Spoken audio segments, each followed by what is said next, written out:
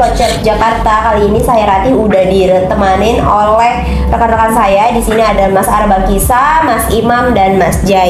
Jadi kita akan lanjut untuk bedah buku Psychology of Money pada bab 11 dan 12. Nah, pada bab 11 ini kan ada untuk judul subbabnya adalah masuk akal lebih besar daripada rasional, yang mana berusaha lebih banyak masuk akal itu lebih ampuh daripada mencoba jadi rasional tanpa perasaan.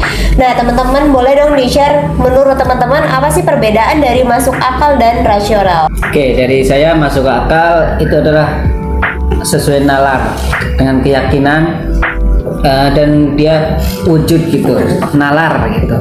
Kalau rasional itu dominan masih ngambang, berarti belum sepenuhnya yakin. Itu menurut saya seperti itu. Oke, kalau menurut teman-teman lain ada nggak pandangan lain? Jadi kalau menurut saya itu masuk akal itu kayak semacam intinya dari sebuah permasalahan ya. Kayak misalnya kayak gini-gini terus oh ini masuk akal ya gitu. Jadi kalau menurut saya itu, dan rasional itu adalah suatu pola pikir di mana seseorang cenderung bersikap dan bertindak berdasarkan logika dan nalar manusia. Oke, nice. Kalau menurut Mas Arbakisa gimana nih? Kalau masuk akal itu penalaran suatu pikiran. Terus rasional adalah sebuah cenderung. Cenderung gimana nih Mas maksud? Yang dimaksud cenderung tuh masih ngambang. Mungkin kalau menurut saya masuk akal itu lebih gimana cara kita untuk realistis terhadap peristiwa yang ada gitu. Kalau rasional kan kita melihat suatu peristiwa itu, atau ketika kita mau membuat keputusan penting kita melihat untuk histori dari peristiwa tersebut itu seperti apa. Nah, dalam buku ini untuk memutuskan bagaimana keputusan keuangan yang akan kita buat, nah kita ini harus lebih banyak masuk akal daripada untuk bersikap rasional itu sendiri. Nah, oke, di sini ya teman-teman ada kisah dari seorang psikiater bernama Julius Wagner Jaurek. Nah, beliau ini merupakan psikiater yang ahli mengenali pola dan apa yang orang lain anggap gila, dia hanya anggap berani. Jadi ada pola-pola yang ia ciptakan itu tuh orang-orang anggapnya tuh ya gila ya gitu. Masa lu ngelakuin hal ini, padahal kalau menurut dari Julius ini sendiri itu merupakan hal-hal yang berani yang dia lakukan. Nah, salah satu contohnya ini ia ada diagnosis mengenai untuk pasien sifilis, yaitu cenderung sembuh jika mengalami demam panjang karena penyakit lain. Nah, kalau kita dengar cerita kalau pasien sifilis harus demam panjang dulu kan itu gimana nih? Mungkin first impression ketika teman-teman mendengar itu dia mau menyembuhin penyakit tapi dia harus sakit demam panjang dulu. Itu harus mentalnya kuat. Dia harus benar-benar pengen sembuh, ya harus mengalami demam panjang dulu. Ya mungkin kalau dari kasihan sebenarnya ya. Harus mentalnya kuat. Kalau pengen ada kenyataan tekad untuk sembuh, dengan salah satunya gitu, demam panjang untuk menyembuhkan penyakit sifilis itu tadi ya. Iya betul. Nah terus kalau menurut teman-teman lain nih gimana nih setelah first impression-nya, misalnya teman-teman pasien sifilis terus kayak harus disuntikin mungkin bakteri-bakteri tertentu yang bikin teman-teman bakal demam panjang gitu. Kalau respon teman-teman gimana nih sebagai pasien sifilisnya? Yang poin saya tangkap dari buku ini, penyakit sifilis itu kan mental, terus dia itu jangka panjang itu merasakan demam. Terus yang dialami bagaimana caranya melewati buat kesembuhan penyakit sifilis itu menguatkan mental agar demam itu cepat selesai. Dan kalau menurut saya itu dari pertanyaan Mbak Rati itu, kalau misalnya saya diposisikan sebagai pasien, saya itu tanggapan saya yang pertama itu mungkin banyak-banyak bersabar. Dan kalau di jangka-jangka seperti itu emang kita harus mempersiapkan mental yang kuat sih, karena penyakit seperti itu emang perlu banyak sabar, dan ya namanya penyakit kan pasti memerlukan proses. Dan itu aja. Tapi mungkin lebih gini ya teman-teman, kalau misalnya kita kan, ini kan nalar kita, maksudnya iya nalar kita itu pasti menolak dong. Masa gue mau sembuh harus dibikin penyakit lagi? Intinya adalah demam panjang ini kan buruk gitu ya. Yang mana kalau itu sesuai dengan rasional kita.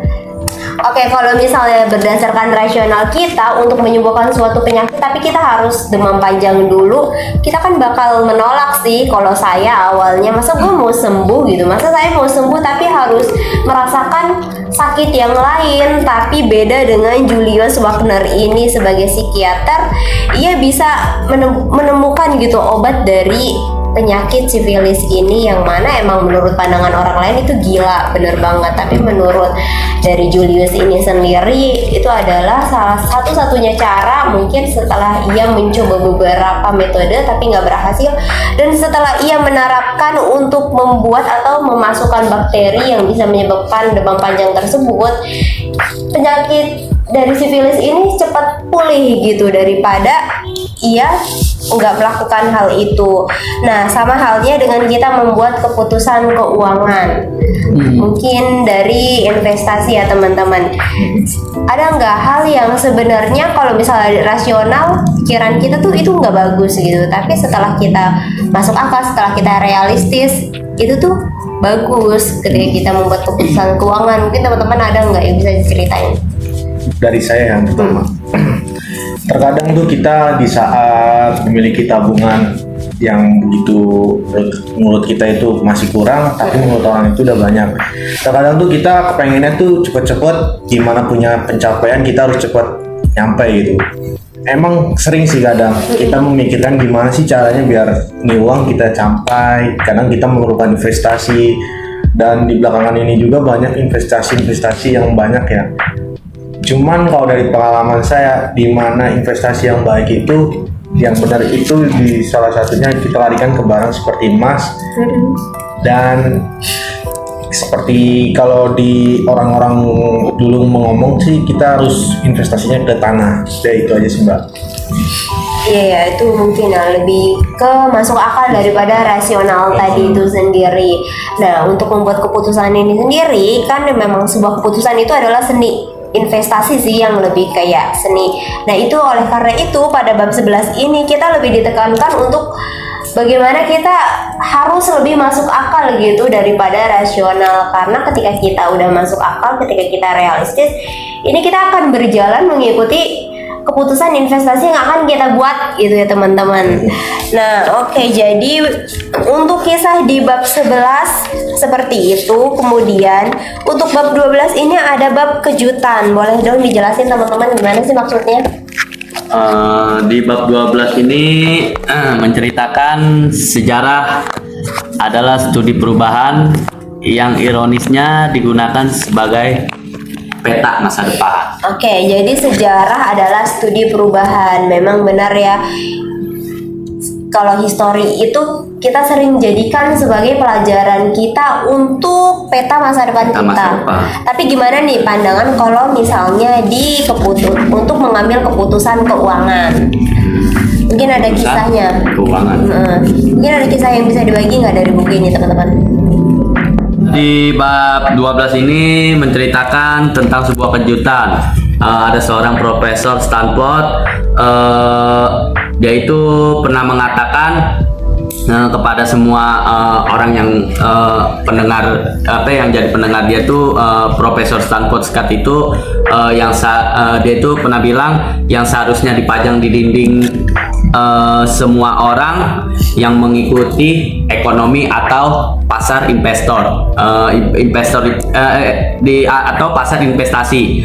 Terus hal-hal yang pernah terjadi dulu hingga sampai terjadi di sepanjang masa. Jadi itu yang dimaksud dari Profesor Stanford Scott ini itu lebih baik itu kita itu memajang contoh kayak poster, terus dia itu memasang contoh iklan, tapi memasang iklan itu dia lihat perkembangan untuk memasuki buat pasar investasi. Jadi apa nih yang mau kita kembangkan?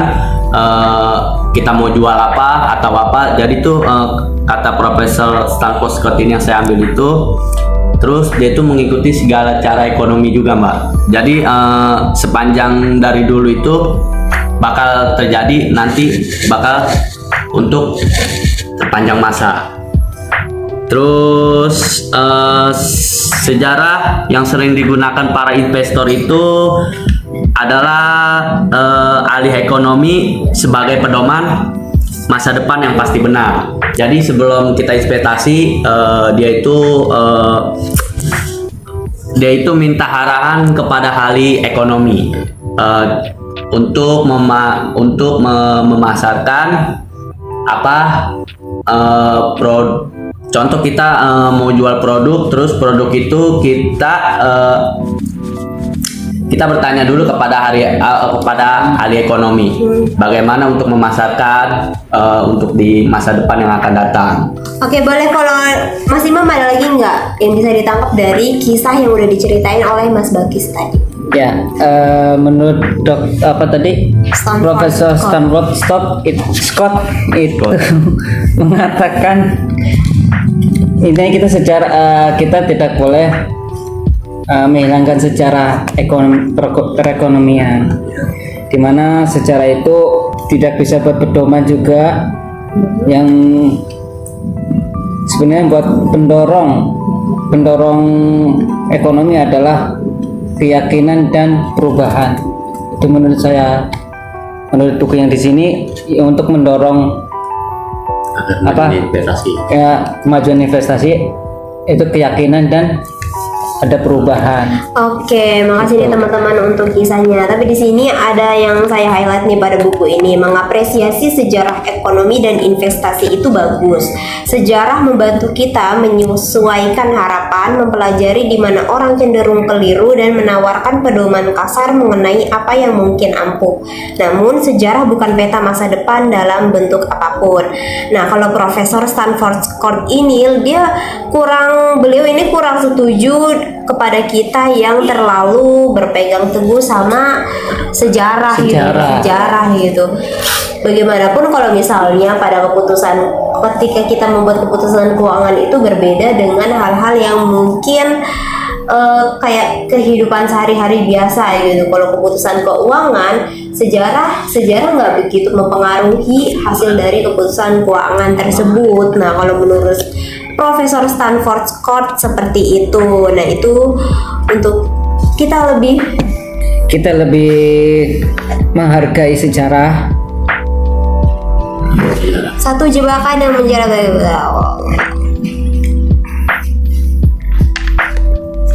Kita harus menghargai sejarah, membantu kita menyelesaikan harapan. Karena pelajaran di mana orang cenderung keliru. Dan menurut Udah lumayan lama loh, ini langsung kan lama banget loh. Iya, pokoknya terus hal-hal yang mengagetkan, hidupnya ini udah mengagetkan. Oke, jadi di buku ini juga ada 2 hal berbahaya terjadi bila kita terlalu mengandalkan sejarah investasi. Yang pertama ini, Anda bisa melewatkan kejadian langka yang paling banyak mempengaruhi hasil. Boleh nggak dijabarin dong maksudnya apa sih teman-teman? Sejarah yang mempengaruhi hasil. Contohnya, ibarat kita menabung emas, kita nyimpan emas. Tahun ini kita menyimpan emas dan di tahun pasti akan naik. Itu menurut investasi emas. Itu ada perubahan. Iya. Ada perubahan harga yang pertama beli berapa, setelah 20 tahun pasti ada kenaikan. Oke, itu mempengaruhi. Berarti untuk pada poin 1 ini Anda bisa melewatkan kejadian langka yang paling banyak mempengaruhi hasil. Jadi kejadian langka adalah bagaimana kita memanfaatkan masa sekarang, entah untuk berinvestasi yang seperti tadi Mas Imam bilang bahwasannya kita investasi emas, entah tanah. yang pada masa depan itu akan menjadi mempengaruhi hasilnya ini, karena kan untuk nilai tanah, nilai emas itu akan bertambah terus ya, berpengaruh atas inflasi pada saat itu. Nah, kemudian hal berbahaya yang mungkin terjadi yang kedua adalah sejarah bisa menjadi pedoman menyesatkan bagi masa depan ekonomi dan bursa saham karena tak mempertimbangkan perubahan struktural yang relevan di dunia hari ini. Boleh nggak? Maksudnya apa nih? Sejarah pedoman menyesatkan ya. Ya. Jadi tuh kalau misalkan investasi kan kadang kita lihat pasaran dari pasar market naik turun. Kalau kita berpatokan dengan sejarah menjadikan itu bakal bertahan lama, bakal bisa jadi itu pasar menurun. Jadinya yang tadinya kita bisa mempengaruhi lebih banyak, jadi makin turun. Jadi itu juga bisa anjlok, bisa anjlok, terus bisa ludes juga. Jadi apa yang kita udah investasi itu kita lihat pasar untuk perkembangan agar mempengaruhi untungnya kita berinvestasi. Jadi kita jangan berpatokan dengan sejarah pedoman, terus kita lihat pasar market kita investasi naik turunnya agar kita tidak mengikuti sejarah yang bisa menyesatkan kita buat berinvestasi. Itu yang saya ambil poinnya. Oke, jadi pada bab 12 ini memang di bedahnya lebih ke bagaimana bahaya kalau kita terlalu berpedoman terhadap sejarah. Karena kita nggak tahu nih kan teman-teman ke depannya itu ada kejadian apa, mungkin ke untuk ekonomi global seperti apa, kita nggak pernah tahu. Oleh karena itu kan sebagai kejutan ya. Kalau misalnya itu sebagai kejutan yang mungkin akan datang. Oleh karena itu kita harus sangat mengurangi berpedoman kepada sejarah gitu. Mungkin kalau mau belajar dari histori ahli ekonomi itu juga boleh ya. Boleh, betul. Cuma kan itu juga harus dipertimbangkan juga apakah itu terlalu berpegang pada sejarah atau enggak gitu. Betul. Nah, mungkin bisa dong dikasih kesimpulan nih teman-teman untuk bab 11 dan 12 ini seperti apa? Kita tidak yang bab yang tadi yang kita berpengaruh pada ada dua hal tadi ya. Yang nomor 2 itu sejarah. Kita jangan berpaku pada sejarah. Ya, kita jangan berpaku pada sejarah, tapi sekarang zaman udah mulai canggih. Jangan berpaku pada zaman dulu. Zaman dulu caranya udah berbeda sama zaman sekarang karena teknologi sekarang lebih canggih daripada zaman dahulu. Makanya selalu upgrade untuk investasi sesuai perkembangan zaman, mengikuti sesuai perkembangan zaman gitu. Oke, nice nih. Untuk dari kesimpulan bab 12 sendiri udah dipaparkan oleh Mas Imam. Untuk kesimpulan dari bab 11 nih Mas Jai gimana?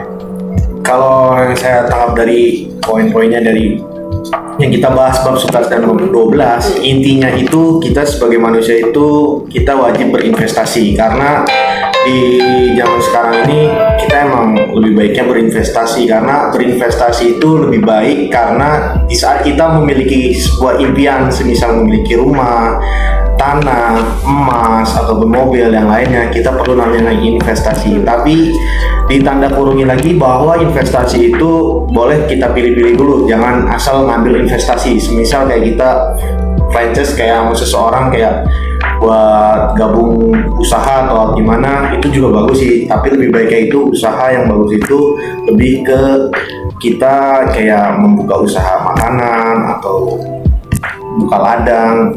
Udah gitu doang sih Mbak yang saya mau bilang. Oke, next. Jadi mungkin kesimpulan dari Mas Jai adalah kita memang harus berinvestasi nih di masa sekarang ya.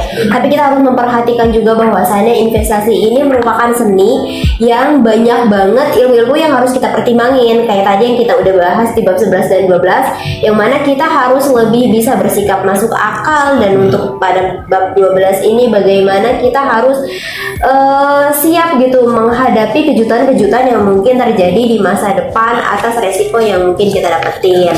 Nah, kita udah di penghujung bab apa ya? Kita udah mau habis ya pada buku Psychology of Money ini. Nah, oke, sekian untuk bedah buku kali ini. Terima kasih, semoga apa yang udah kami paparkan ke teman-teman Semanggi bisa bermanfaat dan bisa kita implementasikan di kehidupan kita sehari-hari. Terima kasih. Sampai jumpa.